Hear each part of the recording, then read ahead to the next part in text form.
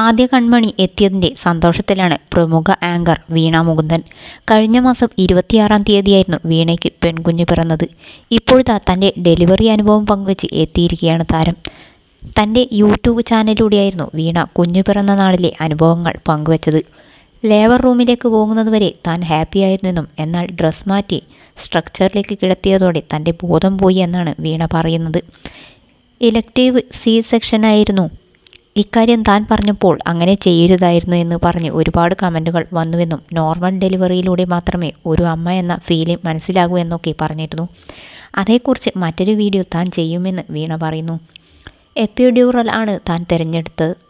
നട്ടെല്ലിലൂടെ ഒരു ഇഞ്ചക്ഷൻ തരും. ഇഞ്ചക്ഷൻ തന്നതോടെ ഈ ഭാഗം തൊട്ട് താഴേക്ക് മരവിപ്പ് പോകും.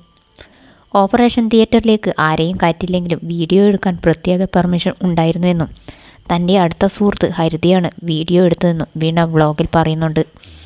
നമുക്ക് അറിയാവുന്ന ആൾ അടുത്ത് നിൽക്കുന്നത് ആത്മവിശ്വാസം നൽകുമെന്നും താരം പറഞ്ഞു. ഡോക്ടർ ഓപ്പറേഷൻ തുടങ്ങുകയാണ് എന്ന് പറഞ്ഞപ്പോൾ തൻ്റെ BP കൂടി. എന്താണ് അവിടെ സംഭവിച്ചതെന്ന് ചോദിക്കുമ്പോൾ ഇപ്പോഴും മരവിച്ച അവസ്ഥയാണ്. പെൺകുട്ടിയായിരുന്നു ആഗ്രഹം, എന്നാൽ തൻ്റെ മനസ്സിൽ ഇതൊരു ആൺകുട്ടിയാണ് എന്ന ശക്തമായ ബോധ്യം ഉണ്ടായിരുന്നു. കുറച്ചു കഴിഞ്ഞ് പകുതി ബോധത്തിൽ കിടക്കുമ്പോൾ മോളാണ് എന്ന് പറഞ്ഞു.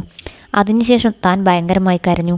എന്തിനാണ് കരഞ്ഞതെന്ന് തനിക്കിപ്പോഴും അറിയില്ലെന്നും വീണ പറയുന്നു. എപ്പിഡ്യൂറൽ ഇൻജക്റ്റ് ചെയ്തതിനാൽ താൻ വേദന അറിഞ്ഞില്ലെന്നും വീണ പറയുന്നുണ്ട്. ലേബർ റൂമിൽ നിന്ന് കുഞ്ഞിനെ ആദ്യമായി കാണുന്ന നിമിഷവും വീഡിയോയിൽ വീണ ഉൾപ്പെടുത്തിയിരുന്നു. തൻ്റെ ആദ്യ പ്രസവം ആയതിനാൽ തന്നെ വലിയ കാര്യമാണെന്നും അതിനാലാണ് അത് ഷൂട്ട് ചെയ്തതെന്നും അത് പ്രേക്ഷകരിലേക്ക് എത്തണമെന്നുള്ള ആഗ്രഹം ഉള്ളതുകൊണ്ടാണ് വീഡിയോ ചെയ്തതെന്നും വീണ പറയുന്നു.